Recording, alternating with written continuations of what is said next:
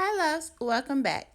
Today I wanted to share with you this super easy recipe I make, and it's called beef stir fry with gravy. It's super easy, super quick. It's really good for the moms who run out of ideas for dinner and need something quick in a hurry that their family will love. So if you want to see how I make this, just keep watching.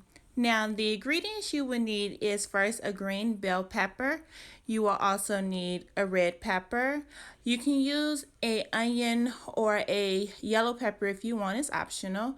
You'll also need some beef cooking stock. You'll need some Zatarain's Creole seasoning. Again, it's one of those optional things. You'll also need some Lawry's seasoned salt. You'll need some garlic salt, any brand you choose, and some lemon pepper.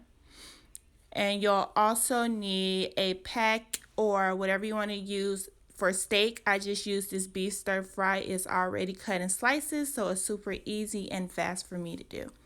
Now for your gravy, you will need some all-purpose flour and some kind of oil. I just had this olive oil on hand, so I'm going to use that for the gravy. Now first you will cut your peppers up. So first I'm going to cut this red pepper up, as you see here.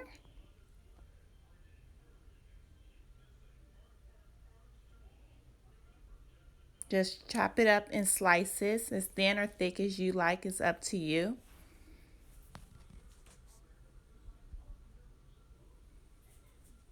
Next, I'm going to chop or slice my green pepper, again, as thick or thin as slices as you will like. It's totally up to you.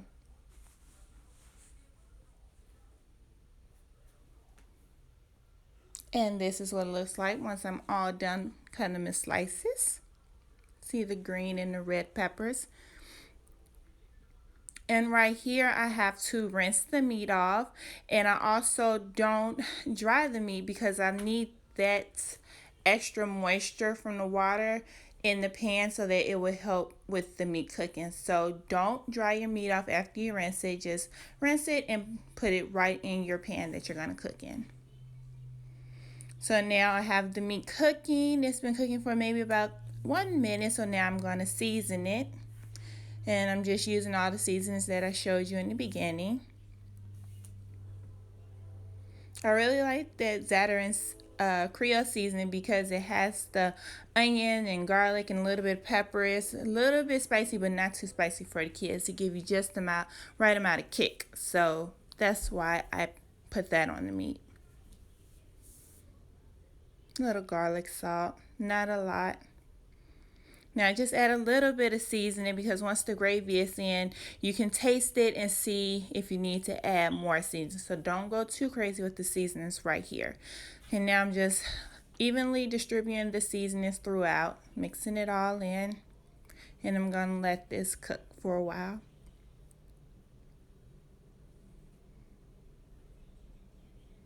I'm turning my fire to medium heat. Just going to let it simmer.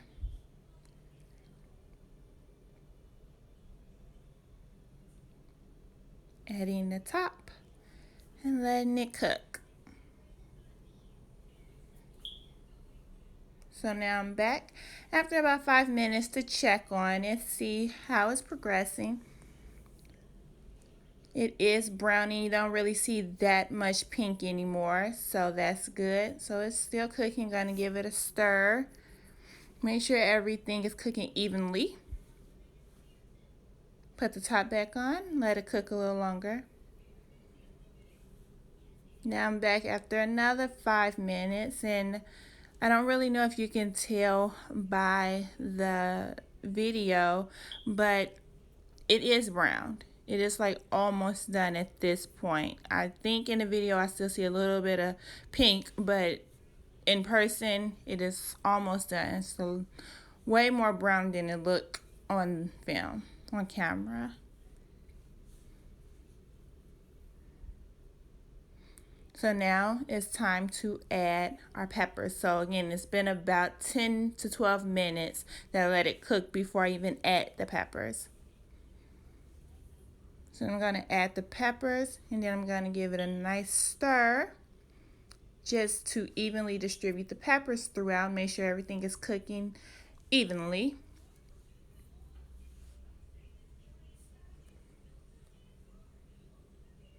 Putting the top back on, and I'm going to let the peppers cook in with the meat for a couple of minutes.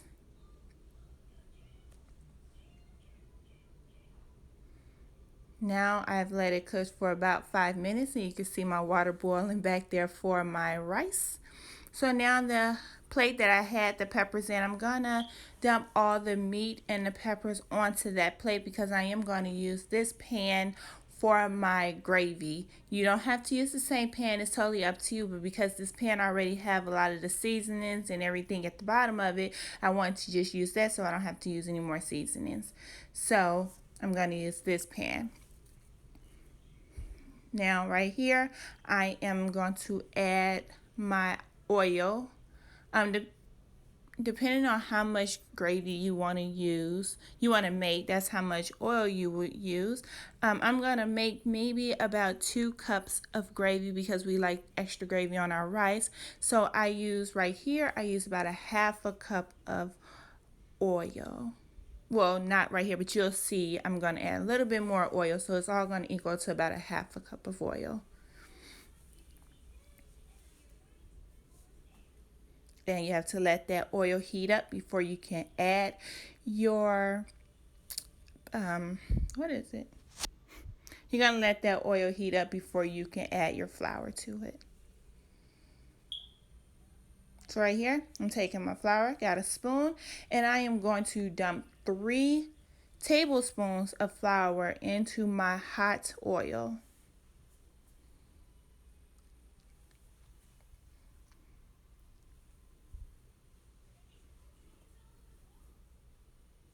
Now I'm going to stir it all up. I'm going to stir my flour into my hot oil. And it is going to be really, really thick. It's going to get thick, kind of like paste. So you make sure you put all of your flour, add all your flour, mix it into your oil. And it's going to get really thick, like a paste. So now that you've done that, add your beef stock. I used about half a carton first because I want to see just how thick it's going to be. So it's easy, or it's easier to go slow with the beef stock because once it's thin, you can't thicken it out. But if it's too thick, you can always add more stock to thin it out. So right here, as you see, it's too thick. It's not gravy. It's really thick. So I'm going to add some more of my beef stock, and I'm just going to keep adding the beef stock until it gets to a consistency that I like. And mind you, do still have a little bit of juice with your meat and vegetables over there to the side. So you don't want to make it too thin because once you add your meat and your vegetables back to it, the juices is going to thin out that gravy a little more. So make it just a little thick. And then once you add that, it'll thin out. And you're adding your meat back to your gravy. So all of that seasoning that you seasoned your meat with earlier is now going into your gravy. So just stir it all in, make it even, make sure everything has some gravy on it.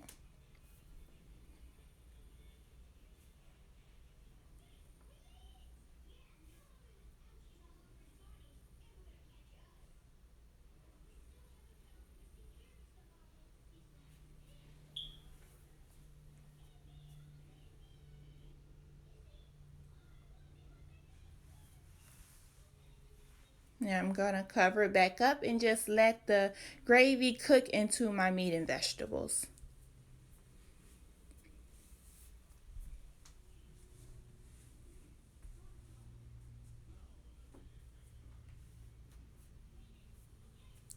So now I'm back after about 3 minutes to check on it. It's bubbling, and I can tell that the gravy is cooking into my meat and into the peppers. So I'm going to give it a nice stir. I do want to keep stirring it because I don't want my gravy to burn. So I only let it cook for about 2 to 3 minutes at a time, and I'll come back and stir it to check on it because I don't want my gravy to burn. So now that it is done, I am turning off my